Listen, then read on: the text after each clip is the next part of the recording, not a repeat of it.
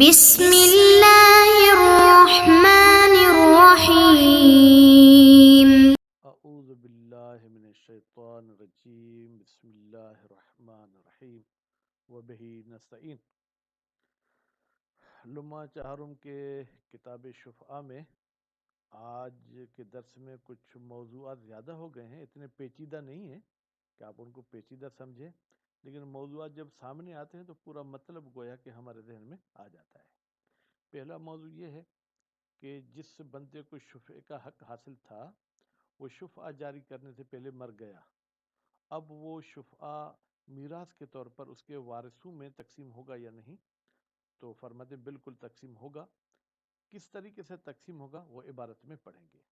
دوسرا ٹاپک یہ ہے کہ اگر شفیع نے شفعہ جاری کیا ہے تو فوراً جا کے وہ اس بیچی ہوئی چیز کا قبضہ لے سکتا ہے یا پہلے ثمن ادا کرے گا اس کے بعد شفعہ جاری کرے گا؟ تو عبارت میں بھی اور ہیڈنگ میں بھی ہے کہ واجب ہے کہ پہلے آپ ثمن دے دیں۔ البتہ شفعہ جاری کرنے سے پہلے پھر تیسرا ٹاپک یہ ہے کہ شرط ہے کہ آپ کو ثمن کی مقدار، ثمن کی جنس کا جو ہے کیا علم ہونا چاہیے۔ اگر اس کا علم نہیں ہے تو آپ شفعہ جاری نہیں کر سکتے۔ اور چوتھا موضوع آج کے درس کا یہ ہے کہ اگر آپ کے شریک نے بیع کے علاوہ کسی اور طریقے سے اپنا حصہ دے دیا ہے کسی کو، مثلا بیوی کو حق مہر میں دے دیا یا جو ہے اپنے بھائی دوست کو گفٹ کر دیا، تو اس صورت میں بھی شفعہ جاری ہوگا یا شفعہ جاری نہیں ہوگا؟ کہتے ہیں کہ بیع کے علاوہ کوئی اور عقود اگر آپ کے ساتھی نے شراکت داری کے دوران کی ہیں تو وہاں پر شفعہ جاری نہیں ہوگا۔ اب چلتے ہیں وَالشُّفْعَةُ تُوَرَّثُ عَنِ الشَّفِيعِ، شفعہ میراث میں جاتا ہے شفیع کی طرف سے، کما یورث الخیار، جیسے کسی شخص کو کسی عقد میں خیار حاصل تھا لیکن وہ خیار جاری کرنے سے پہلے ابھی مدت خیار بھی باقی تھی، اس کا انتقال ہو جائے تو اس کے وارثوں کو وہ خیار کا بھی حق ہوتا ہے۔ اور اسی طریقے سے حد القذف، قذف کی حد بھی میراث میں جاتی ہے۔ یہ قذف کیا ہے؟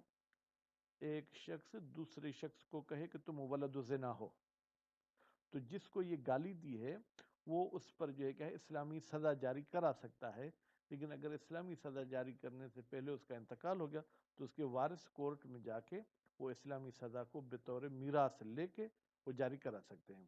والقصاص، اور اسی طریقے سے اگر کسی نے ایک شخص کا ہاتھ کاٹا تھا تو جس کا ہاتھ کٹا ہے وہ اس کا ہاتھ کٹوا سکتا تھا، لیکن وہ ہاتھ کٹوانے سے پہلے مر گیا تو اس کے وراث کو حق ہے کہ کہیں کہ بھائی وہ قصاص ہماری طرف منتقل ہوا ہے اس لیے ہم قصاص کروائیں گے۔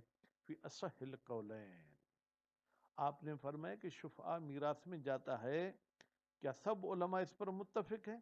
کہتے اس میں دو قول ہیں، دو قول میں سے صحیح تر قول یہی ہے کہ شفعہ بھی میراث میں جائے گا۔ کیوں؟ لعموم ادلۃ الارث، بھائی جو ارث کے ادلہ ہیں جیسے کہ قرآن مجید میں بھی نیچے انہوں نے وہ بتایا ہے کہ وہ عام ہے۔ عام ہے یعنی کیا؟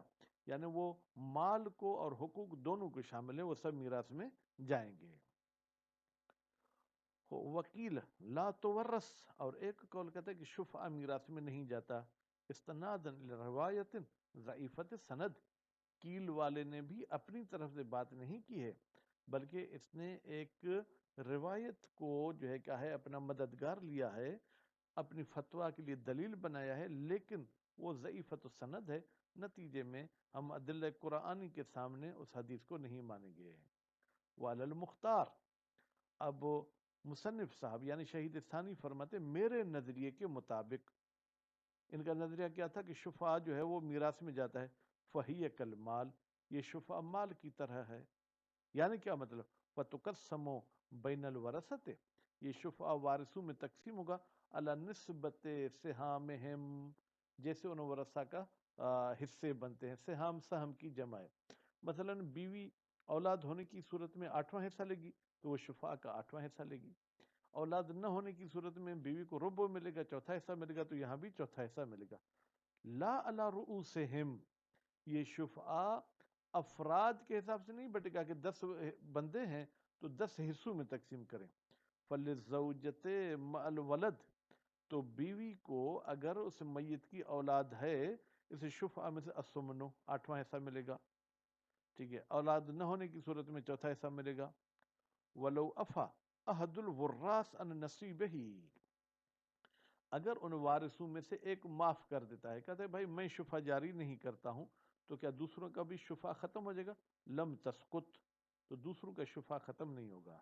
لأن الحق للجمیع، اس لیے کہ شفع والا حق تمام وارثوں کا ہے. فلا یسقط حق واحد بترک غیر الواحد، ایک بندے کا حق ختم نہیں ہوگا دوسرے بندے کے ترک کرنے سے. فلو افو، لیکن اگر سب کہتے ہیں بھائی ہم نے شفا معاف کر دیا، الا واحدا، ایک بندہ کہتے ہیں میں معاف نہیں کروں گا، تو بھی اس کا شفع والا حق باقی رہے گا، لیکن اس کو ہم ایک مجبور کریں گے. کیا کہ اخذ الجمیع و ترک، بھائی یا تو پورا کا پورا حصہ لے لو، دوسروں والا حصہ بھی تم لے لو، یا جو ہے تم شفع کو چھوڑ دو. کیوں ایسا کریں؟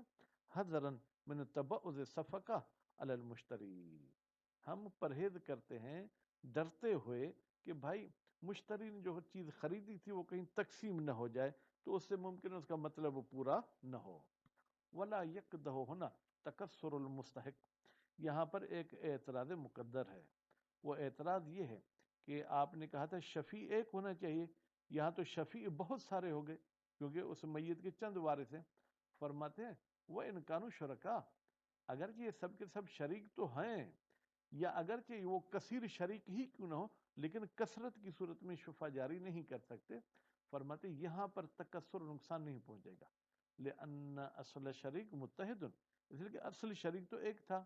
والاعتبار بالوحدت عند البیع، اور ایک ہونا معتبر تھا بیع کے وقت، جب بیع ہو رہی تھی اس وقت تو ایک تھا. للاخذ، جب شفعہ کو لیا جا رہا ہے اس وقت ایک کا ہونا معتبر نہیں ہے.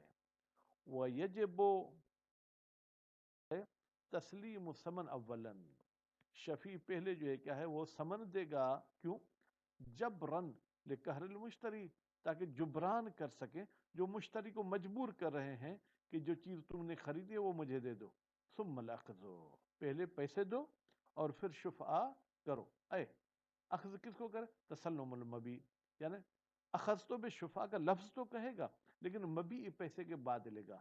لل اخذ بشفعۃ القولی، کہتے ہیں اخذ سے مراد ہماری شفع قولی نہیں ہے، کیونکہ اگر شفع قولی بھی نہیں کرے گا پھر تو فوریت کا گویا کہ وہ نقصان ہوگا، نتیجے میں اس کا شفع باطل ہو جائے گا. فإنه بالتحقیق یہ اخذ بشفع متقدم علی تسلیم ثمن، یہ قیمت دینے سے بھی پہلے ہوتا ہے. کیوں؟ مراعاتن للفوریت، یہ رعایت کرتے ہوئے تاکہ فوریت جو ہے کیا ہے وہ ضائع نہ ہو. الا ان یرض شفیع بکونہ فی ذمتہ، اب یہاں پر شفیع کا لفظ کہہ کے انہوں نے پریشان کر دیا ہے، حقیقت میں مشتری کا لفظ ہونا چاہیے، کیونکہ مطلب یہ مگر یہ کہ راضی ہو مشتری کس بات پر کہ سمن جو ہے وہ شفیع کے ذمہ ہو. کہتے بھائی ہاں میں تمہیں ادھار دیتا ہوں، تم 2 مہینے بعد مجھے جو ہے سمن دے دینا. فلہو، تو پھر شفیع کو حق ہے ان یتسلم المبیع اولا، وہ پیسے دینے سے پہلے جو ہے کیا ہے وہ مبیع کو لے لے. لأن الحق فی ذالک، اس لیے کہ سمن کے لینے میں حق جو ہے وہ مشتری کا ہے. فاذا اسقطہ، جب وہ مشتری وہ اپنا حق ختم کرتا ہے، کیوں؟ برضا ہو، وہ راضی ہے مشتری، بتاخیر الثمن، کہ سمن بھلی مجھے لیٹ سے ملے، اور فی ذمت شفیع، وہ قیمت جو ہے شفیع کے ذمہ ہو. لہو ذالک، تو مشتری کو اس قسم کا حق ہے کہ وہ سمن میں لیٹ کرا سکتا ہے. والمراد بالشفیع ہونا، کہتے ہیں شفیع سے مراد یہاں پر المشتری، مشتری ہے. کیوں؟ لما ذکرنا ہو، اس کا علت بھی ہم نے بیان کر دی کہ بھائی سمن میں لیٹ کرنا یہ مشتری کے اختیار میں ہوتا ہے، شفیع کے اختیار میں نہیں ہوتا ہے. اما تجوزن، یا تو شفیع کہہ کر مجازن ہم نے مشتری کا ارادہ کیا ہے. کیوں؟ لکون المشتری سببا فی اثبات شفیع، اس لیے کہ یہ مشتری سبب بنا ہے کہ جناب اثبات شفع ہوتا تو بہتر تھا، یا اثبات حق شفیع کر دیں.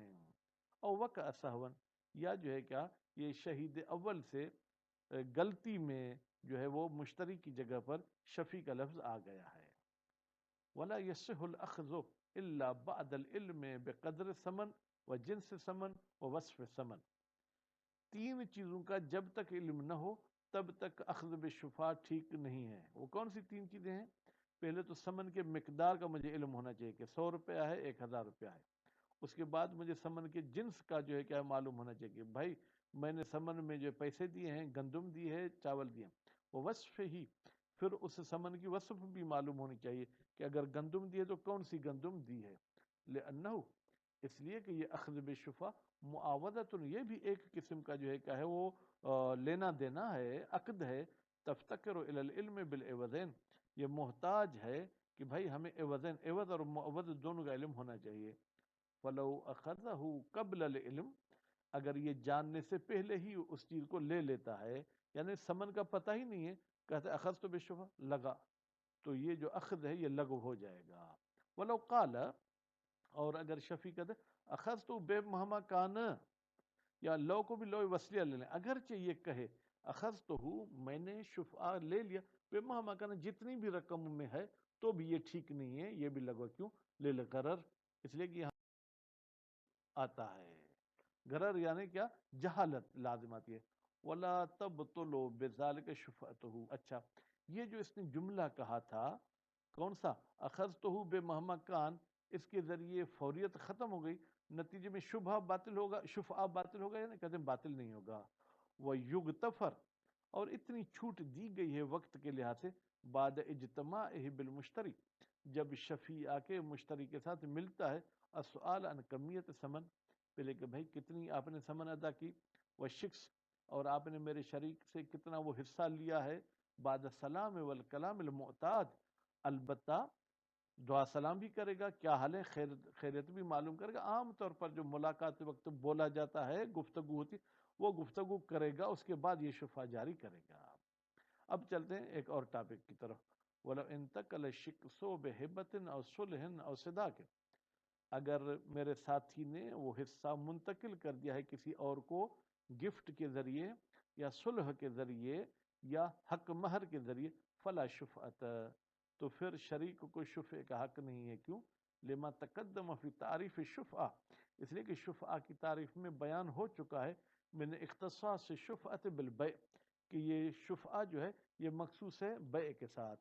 وما ذکر لیس بیعا، اور یہ چیزیں جو یہاں پر ذکر ہوئیں کون سی؟ ہبا، صلح، صداق، یہ بیع نہیں ہے. حتیٰ صلح، حتیٰ کہ صلح بھی بیع نہیں ہے. کیوں؟ بنا علی اصالتہ، یہ بنا رکھتے ہوئے کہ ہم صلح کو مستقل عقد مانتے ہیں، کسی عقد کی شاخ نہیں مانتے. بعض علماء کہتے ہیں صلح جس عقد کا فائدہ دے گا اسی کی شاخ ہوگا، اگر بیع کا فائدہ دیتے تو بیع کی شاخ ہے، لیکن یہ کہتے نہیں، ایسا نہیں ہے.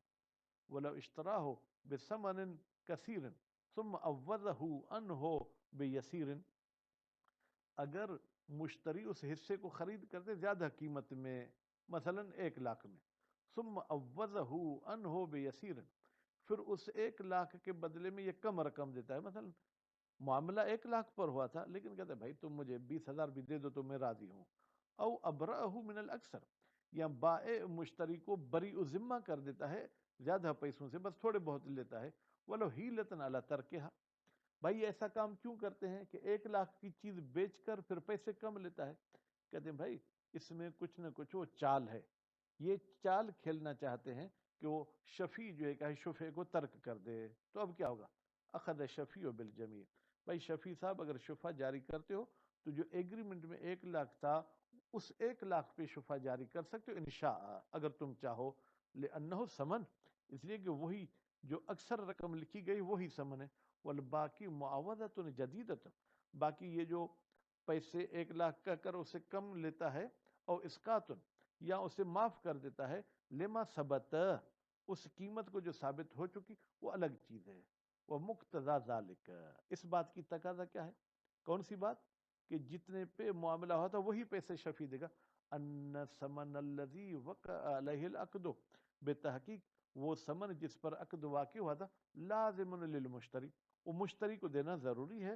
وجائز للبائع اخذہ، اور بائع کے لیے جائز ہے کہ وہ ثمن لے لے، ٹھیک ہے، اور اگر نہ لینا چاہے تو نہ لے، اس کی مرضی ہے. وَإِنْ كَانَ بَيْنَهُمَا مُعَاطَاتٌ عَلَى ذَلِكَ، اگرچہ اس بائع اور مشتری کے درمیان کوئی آپس میں معاطات یعنی کوئی سیٹنگ ہوئی تھی، اللہ ذالک کہ ہم پیسے زیادہ لکھوائیں، یستحق المشتری ان یاخذ من الشفیع، اس لیے کہ مشتری حق نہیں رکھتا کہ وہ شفیع سے لے، الا ما ثبت فی ذمتہ، مگر وہی رقم لے گا جو اس کے ذمے میں ثابت ہے اس سے زیادہ نہیں لے سکتا ہے. ولا یثبت فی ذمۃ المشتری، اور مشتری کے ذمے میں کچھ بھی ثابت نہیں ہے الا ما یستحق البائع المطالبۃ بہ، اتنے ہی پیسے اس کے حق میں جتنے کا بائع جو ہے کیا ہے مطالبے کا حق رکھتا ہے. بائع تو 1,00,000 کا حق رکھتا ہے، وہ نہ لے وہ الگ بات ہے.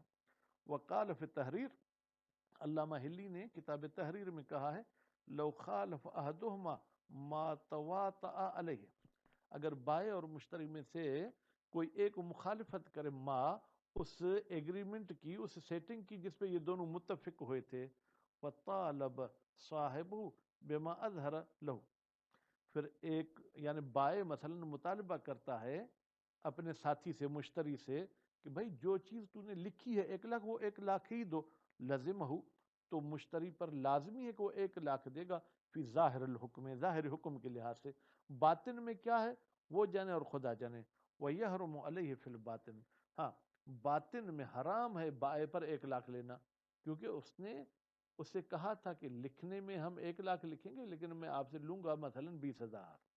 لأن صاحبہ، اس لیے کہ بائع کا جو ساتھی ہے یعنی مشتری، انما رضی بالعقد المتواتی، وہ راضی ہوا تھا اس عقد پر جس پر انہوں نے سیٹنگ کی تھی کہ بتائیں گے کچھ لیں گے کچھ.